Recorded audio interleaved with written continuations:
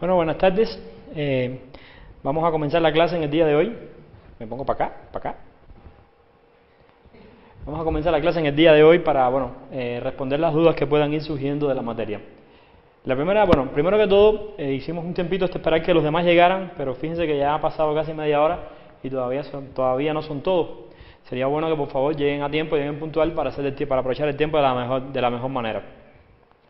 ¿Qué decirles? Bueno, primero que todo, sobre la pregunta que les fui dejando. Les preguntaba acerca de qué ustedes pensaban acerca del break y acerca del continuo. Bien, la primera instrucción break lo que hace es dar un ciclo, cuando encuentra el break, cancela, deja de evaluar la condición y sale a la siguiente rutina fuera del ciclo que se está ejecutando. Por ejemplo, tenemos el ciclo que comienza acá. Para cambiar el color. El ciclo comienza acá, tiene ciertas instrucciones, luego aquí aparece un break y aquí termina el ciclo. El break no continúa ejecutando estas instrucciones, sino que sale y sigue a la siguiente instrucción del ciclo. Mientras que el continue, lo que hace la misma historia, tenemos el ciclo acá, una serie de instrucciones, un continue, otras instrucciones, acá termina el ciclo, y el continue lo que hace es romper esta iteración y continuar hacia la siguiente. Les preguntaba que si era una buena idea o una buena práctica de programación utilizar los break y utilizar los continue. Quisiera opiniones al respecto y quisiera saber, que vayan escribiendo aquí, puedo ir leyendo lo que ustedes escriben acerca de qué piensan sobre el uso del continue y el break, a ver si son buenas prácticas de programación. Bueno, en vista de la gran participación que hemos tenido con la pregunta, les voy a decir algo. El uso de break y el uso de continue, aunque se utiliza en la programación y de hecho está junto con otro tipo de instrucciones como por ejemplo el goto y cosas por el estilo, son malas prácticas de programación.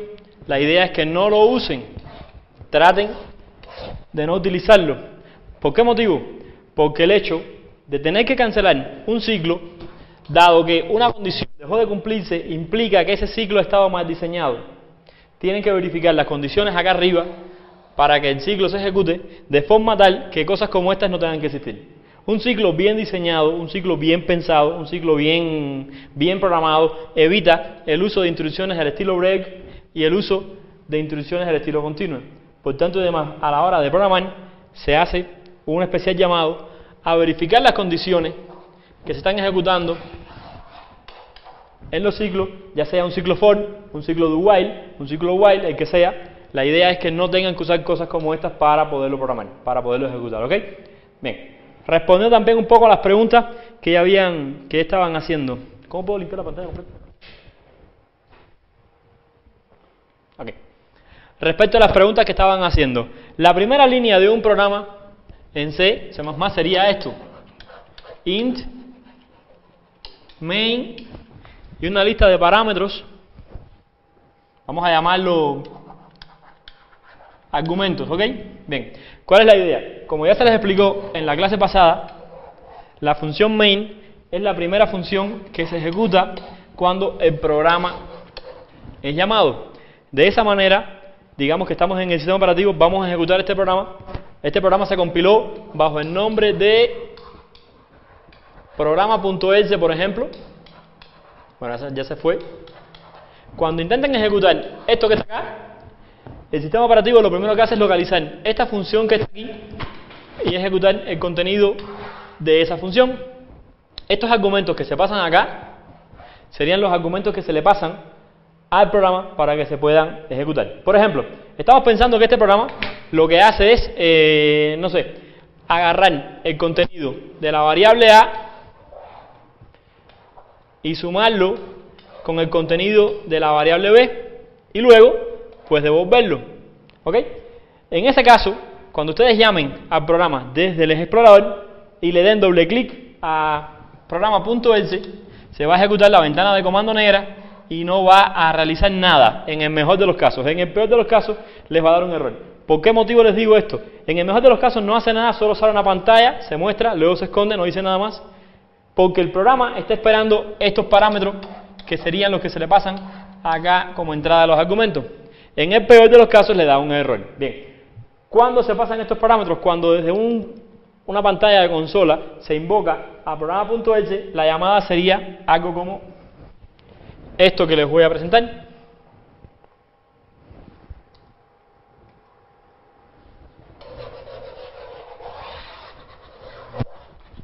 Sería algo como esto que les voy a presentar. Aquí ustedes escribirían en C, dos puntos, cosas así, proc.exe 2,4, no estoy seguro ahora mismo si la separación es entre comas o entre espacios. De esa manera, cuando el método main, que sería int main, y aquí recibe los argumentos, es lo que va a recibir acá, va a ser 2, 4. Aquí adentro del programa ustedes implementarían, no sé, int c es igual a argumento en 1 más argumento en 2, y de esa manera se tomaría, por acá el 2, por acá el 4, sería la suma, y si le dijeran return C, se estaría devolviendo el resultado 4 como salida del programa aquí, a la llamada que ustedes hicieron. Así es que se usa los parámetros de entrada en el programa. Sí, el GoTo es de Basic y se utiliza en otros muchos lenguajes también. Ok, eso es respecto a los parámetros de entrada. ¿Quedó claro? Quiero creer que sí.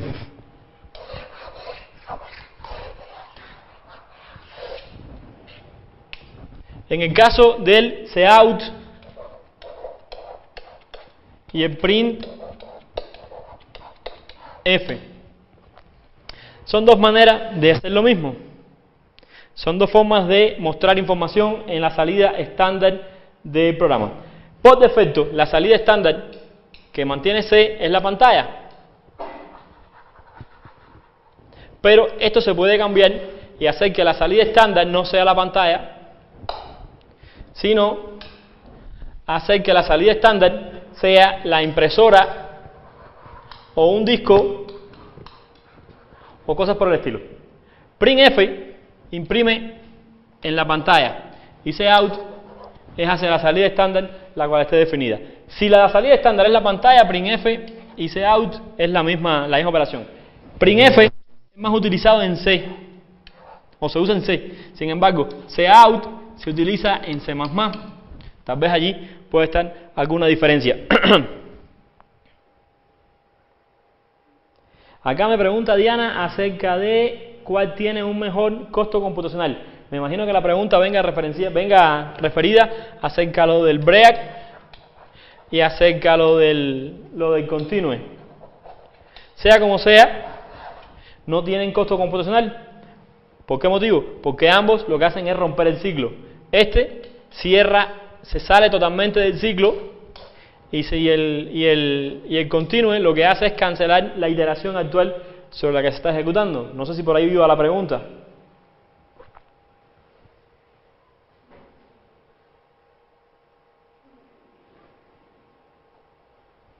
¿Alguna otra duda que puedan ir teniendo? La escriben acá en el chat y se las aclaro un momento. Otra cosa que también es importante a la hora a tener en cuenta.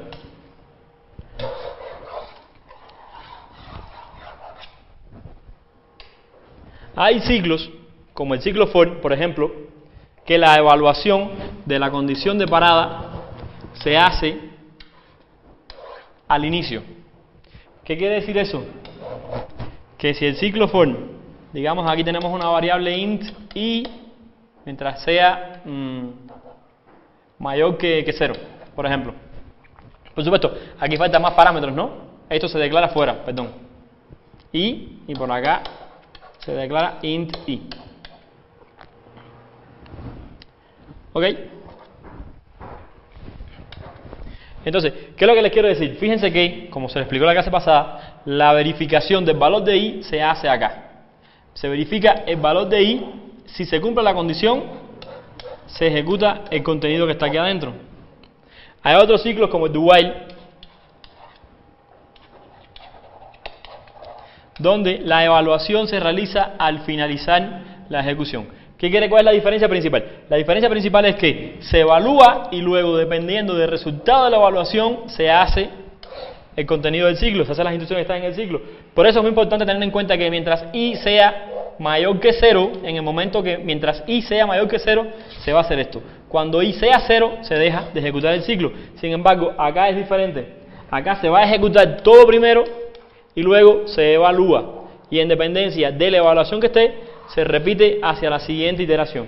Son detalles a tener en cuenta a la hora de desarrollar un ciclo. Aunque puedan ser vistos de la misma manera y puedan realizar las mismas acciones, tienen diferencias en cuanto al contenido de la evaluación, específicamente a la hora de evaluar la última iteración, que casi siempre son las que son más problemáticas en los ciclos.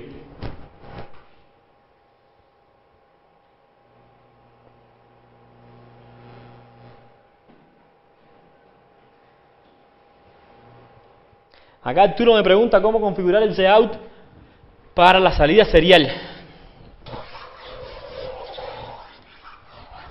Bueno, esa pregunta se la debo, se la responderé más adelante en el foro, porque la verdad no sé cómo se configura. Siempre se utiliza, casi siempre se utiliza en ficheros y casi siempre se utiliza en la pantalla. Normalmente se utiliza así.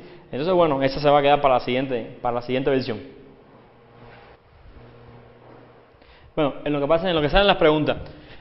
En la siguiente clase se va a tocar el tema de los apuntadores y punteros. Bueno, la misma cosa, apuntadores o punteros. Los punteros son unas estructuras de datos bastante complicadas, bastante complejas, que sería bueno que le presten especial atención al material de la clase, a los videos que se pusieron, a los PowerPoint y al material en PDF. Y también que busquen algún tipo de otro material que les puedan explicar o les ayude a comprender mejor el tema de los punteros, porque va a ser bastante complicado de entender y normalmente siempre trae dificultades. Además, este es extremadamente útil y usado. Entonces, por favor, presten atención, estudienlo con tiempo, para que para la siguiente clase, bueno, ya vengan con preguntas concretas, con preguntas que ya las hayan tenido de cuando estudiaron, para poderlos aclarar y utilizar el tiempo de la forma mejor posible.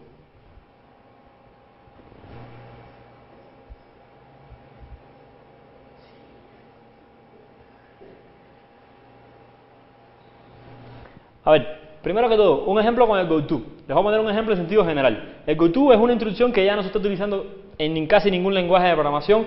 Mejor dicho, sí existe en muchos lenguajes, lo que no se usa, ya no se usa. La idea es la siguiente.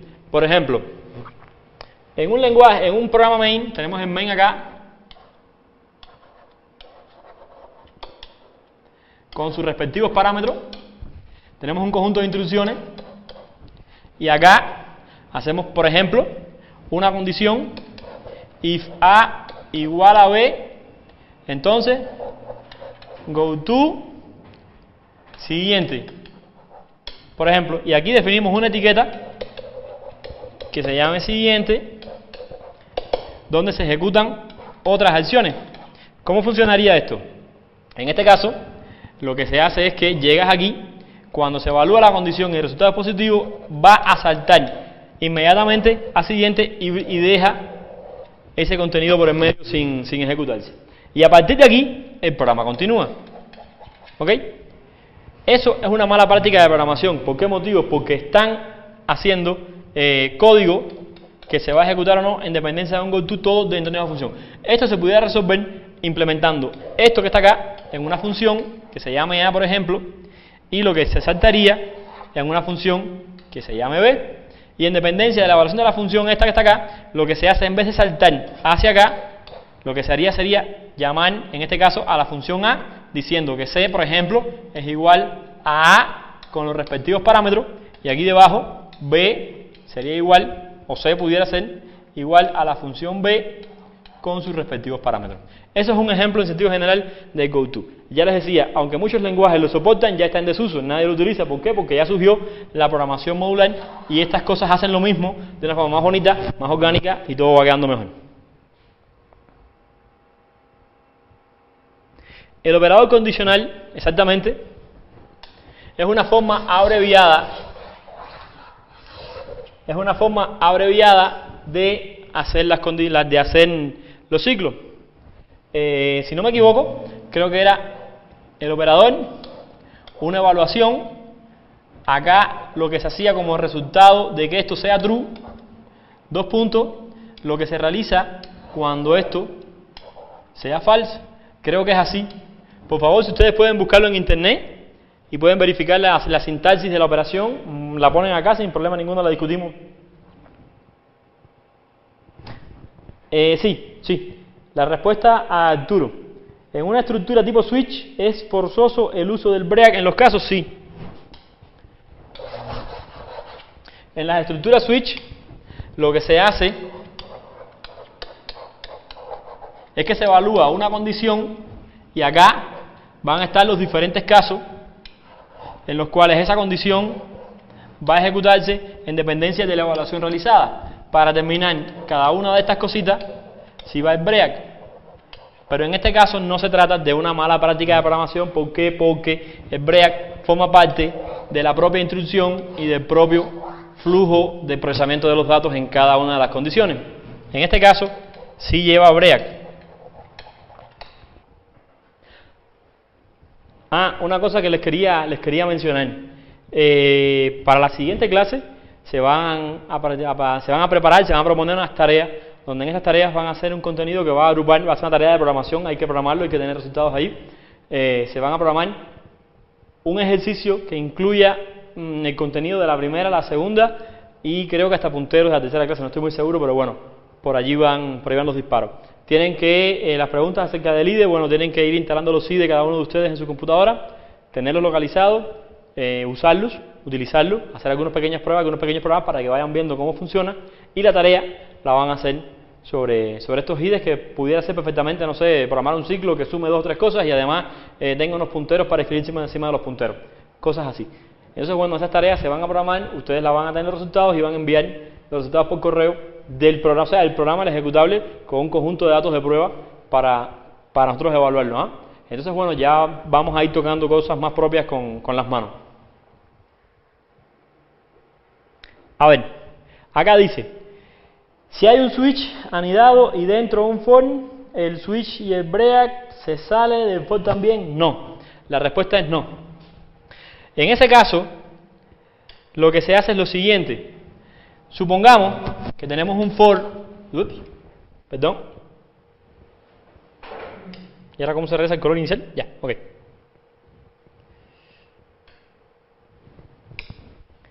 Tenemos un for acá y dentro del for vamos a tener un switch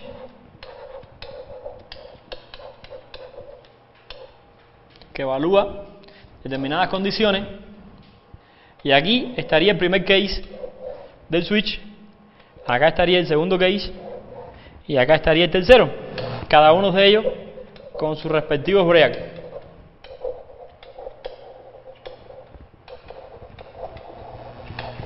Hay que tener en cuenta que este for aquí delante va a ejecutar determinadas instrucciones, determinadas instrucciones acá y determinadas instrucciones acá, ¿ok? Cuando en el ciclo llega que se ejecuta el switch, en dependencia de la condición que se vaya a evaluar, supongamos que sea esta, lo que hace es cancelar este switch que está aquí y continuar con la ejecución, no se sale del ciclo. O sea, el ciclo se mantiene, la siguiente iteración volvería a repetirse entre el switch, en ese caso se evaluaría este break, se hace lo que está aquí adentro, se termina acá, continúa la siguiente ejecución y luego continúa con la próxima iteración. Acerca de si se puede alternar entre cout y printf en un mismo programa, yo no me imagino, no conozco un caso donde se pudiera hacer. Va y sí. Estoy pensando, por ejemplo, en el caso de que se quiere escribir en un fichero y a la vez se quiere escribir en pantalla, pero me parece que lo más recomendable es solo manejar uno de los dos. O manejar uno de los dos, donde digamos que cada vez que se intente escribir en un fichero, se utiliza la respectiva instrucción cout, se utiliza un cout hacia el fichero porque ya se definió así, de que digamos Cout, no sé, estoy inventándolo, ¿no? Cout A está apuntando a un fichero, escribes un fichero, y Cout B estaría apuntando al screen. Y de esa manera se pueden hacer los dos, pero no creo que sea conveniente utilizar Cout y printf al mismo tiempo. Tengo mis dudas, pero no creo que sea conveniente. Incluso no creo que en el mismo programa se puedan utilizar, porque estos están definidos en una librería, estos en otra. En fin, quedaría probarlo, a ver cómo funciona, a ver si se puede hacer o no. Pero mi recomendación, siempre utilicen el Cout para todo tipo de datos que quieran sacar o todo tipo de información que quieran presentar en la pantalla, o donde sea, ¿no? No mezclen las cosas. Sí, la respuesta es sí. En el caso del ciclo switch, de la estructura switch, lo que hace es justamente lo que me acabas de decir. Tienes un conjunto de casos que ya has ido, bueno, un conjunto de evaluaciones que ya tú conoces que posiblemente pasen. Y tienes un caso de fault que se va a ejecutar siempre y cuando ninguna de estas ya se haya cumplido con anterioridad.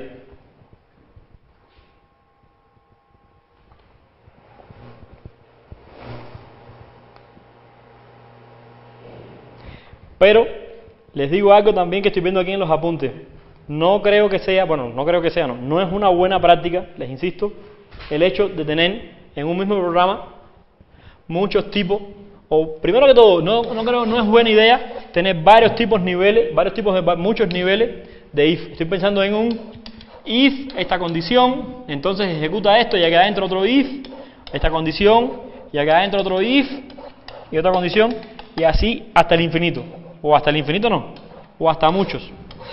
Para este tipo de cosas, lo más conveniente es utilizar la estructura switch. Y dentro del switch, cada uno de los casos que se están ejecutando, es válido la idea de no poder tener tantos if anidados unos dentro de otros. Eso no es legible y puede hacer que el programa sea bastante complicado. Nuevamente, antes de hacer una condición, o antes de hacer un ciclo, o antes de verificar una condición, lo principal que se debe hacer es, primero que todo, pensar cuáles son los valores que voy a evaluar acá y qué cosa es lo que voy a hacer en dependencia de los resultados que dé la evaluación. ¿Para qué? Para no tener cascadas de este estilo o cosas como esta, que más que nada son, estoy segurísimo, y de hecho es así, son if que se pueden encapsular dentro de otro tipo de estructura y hacerlos todavía más orgánicos, más legibles y más entendibles. Entonces tengan en cuenta eso. Esto mismo que está acá se aplica con los ciclos, con las estructuras de tipo for o las que vayan a hacer.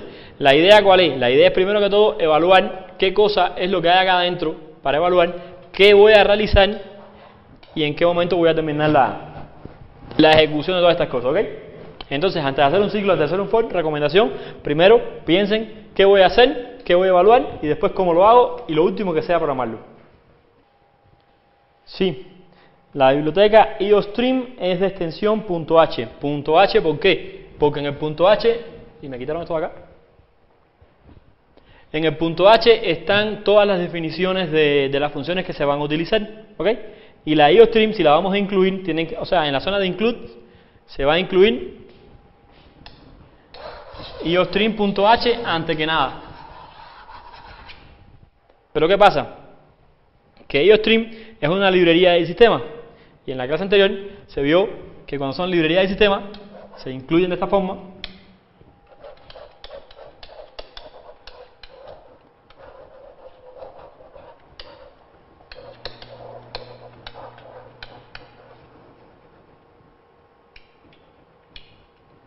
porque ya se conoce que tiene que ir a buscarlas a la carpeta del sistema. Si fuera una librería incluida por cada uno de nosotros, se le pone entre comillas, ¿ok? Pero bueno, estas son dudas que tenían que haberse aclarado en la clase anterior, porque correspondían al tema anterior. Hoy estamos hablando de ciclos. Vamos a preguntar acerca de los ciclos, aunque no tengo ningún problema en responderles, pero bueno, tengan en cuenta de que estos contenidos ya tenían que haberse visto y tenían que haber quedado explicados. Y es importante de que ustedes vayan haciendo los pequeños ejemplos, que vayan copiando y viendo cómo se hacen los pequeños ejemplos que se dan en el material, en los lenguajes, en el IDE de programación, para que puedan ver otro tipo de detalles finos que no se ven en la clase, como pueden ser los include y esta serie de cosas. Recuerden que mucho de lo que vamos a ver aquí en la clase van a ser no hay casi tiempo para explicarlo todo. Van a ser las prácticas que ustedes de las prácticas que ustedes hacen, las dudas que puedan ir surgiendo, los detalles finos, como son cosas como esta, tienen que tocarlo, tienen que programarlo, tienen que verlo ustedes. Y las dudas que puedan quedar, búsquenlo en internet, que en YouTube hay muchísima documentación de esto, en internet mucha documentación de esto, y cualquier detalle que puedan quedarles que no quede claro, de la clase, de lo que sea, lo ponen en el foro y busquen en internet. También la idea es que los que sepan las respuestas las publiquen en el foro para hacerlo más comunicativo, más participativo. Bueno, si no hay más dudas, solo decirles que recuerden que la clase siguiente van a ser temas apuntadores. Normalmente es un tema bastante complejo, bastante difícil de entender. Revísenlo por el material que está en la clase, pero además también busquen material alternativo en internet que los pueda ayudar a entender mejor lo que se está explicando allí. Bien, acerca de los warnings, sí, dice acá que cuando pongo esto me marca un warning de que dice que no sabe cuál es la secuencia de escape.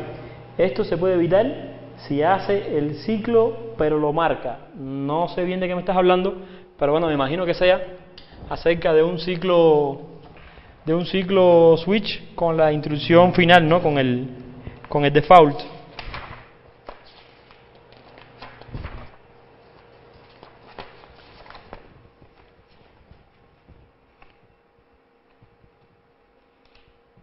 Bueno, ya en Mac, fíjate que Mac es un ambiente totalmente diferente de Windows. La llamada debe ser por consola de igual manera, pero no sé porque nunca he trabajado con máquinas Mac y no sé bien cómo se le pasan los parámetros allí. Pero debe ser en principio igual, y si no es igual la diferencia debe ser sutil, debe ser alguna bobería, algún espacio, una coma quizás, pero no debe ser gran diferente, no debe ser muy diferente. Si se harán operaciones con corrimiento de bits. Bueno, no tengo claro si habrá algún ejercicio que se les pueda poner en el futuro donde hagan corrimientos y cosas así. Por lo pronto sí me parece que es un buen ejercicio, pero más bien no para que ustedes utilicen el corrimiento de bits para hacer funciones y cosas así, tanto más bien como para que ustedes implementen el equivalente al corrimiento de bits. Por ejemplo, un buen ejercicio se me ocurre que pudiera ser dado una cadena de entrada, no sé, 1, 1, 0, 1, 0, 0, 1, por ejemplo, que ustedes implementen el corrimiento de 4 veces hasta acá, esos bits, quedaría como, este pasaría a ser el primero, luego quedaría el 0, luego quedaría el 0, luego quedaría el 1, 1, 0. Sería un buen ejercicio que ustedes utilizando ciclos, y bueno, ya cuando estén utilizando punteros, más bien para que practiquen, puedan utilizar esta cadena que está acá, y ustedes le hagan el corrimiento hacia acá a mano. Más bien para probar, más bien para ejercitarse. Ahí pueden poner en práctica los ciclos, los métodos de cout y coin para recibir parámetros, y además de eso, el ciclo para hacer el corrimiento y los punteros que los vamos a ver en la siguiente clase para ver en qué posición voy a moverlos. Más bien un ejercicio que pueden hacerlo para ir practicando. Pero como tal, instrucciones al estilo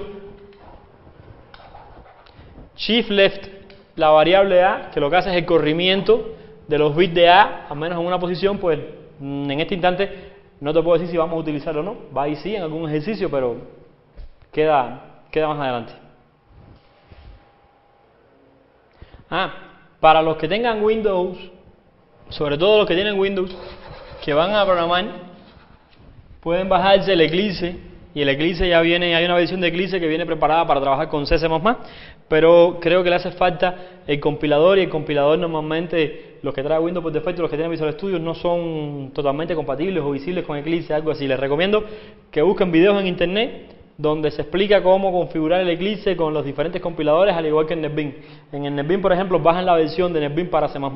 Pero tienen que bajar el compilador, y el compilador puede ser el CIGWin o el MinW, no recuerdo cuál de ellos son. El CIGWin puede ser uno de ellos, bastante complicado, bastante grande y un poco complicado de configurarlo. Busquen videos en YouTube donde se explican esas cosas más claramente, que los va a ayudar mucho y van a pasar mucho menos trabajo.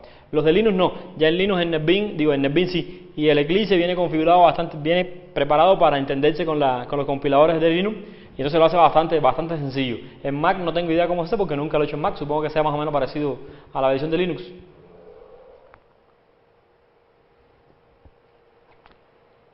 Bueno, si ya no hay más preguntas, voy a estar un minuto más por acá.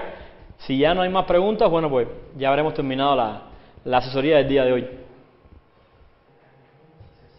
Ok, a ver, este ciclo está un poco complicado.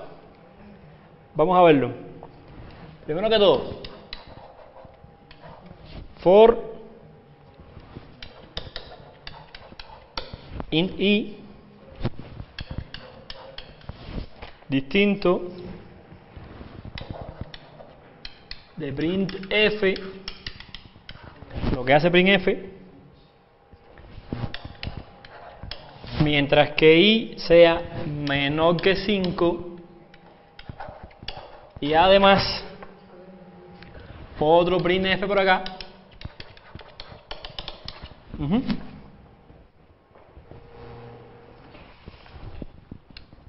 Y además se incrementa ahí y se hace otro printf. Bien. La función que realiza el ciclo es imprimir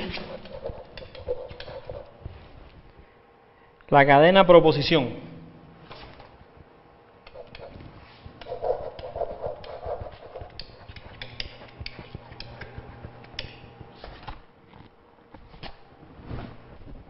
Esto no es print out.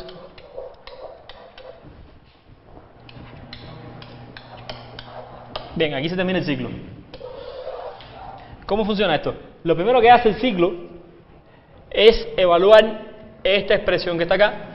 Como esta expresión que está aquí tiene valor, es distinto de 0, esto que está aquí es verdadero, por tanto tiene sentido y se ejecuta. Cada vez que el ciclo se vaya ejecutando, pasan varias cosas. Lo primero es que imprime esta cadena, luego incrementa i acá. Segundo, verifica que i sea menor que 5 y luego incrementa i. En el mientras tanto, a esas cosas imprime este valor e imprime este valor. ¿Ok? Si la condición del ciclo se cumple, luego se imprime este contenido que está aquí y repite la siguiente iteración. No sé si me logro entender, si me hago explicar o si me hago entender, pero les explico nuevamente. Primero, se iguala ahí al contenido de esto que está acá.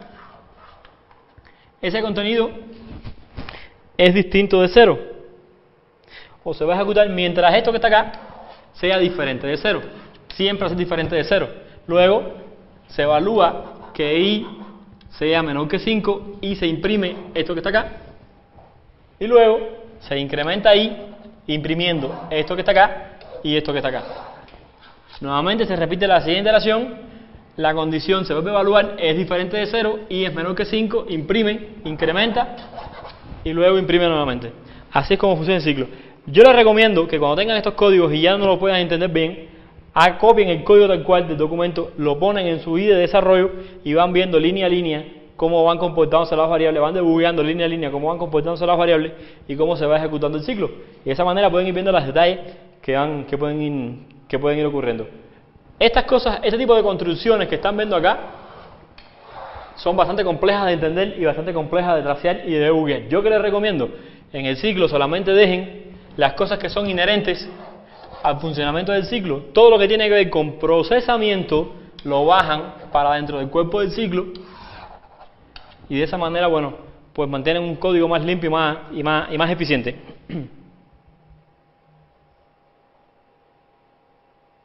No. Esa inicialización es distinta de 0, por tanto esta condición es verdadera.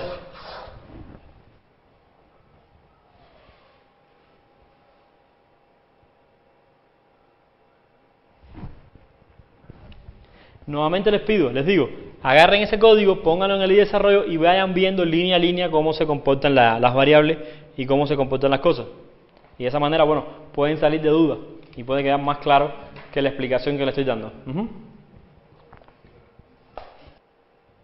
Bueno, si no hay más preguntas, chicos, entonces ya nos vemos la semana que viene con el tema de apuntadores.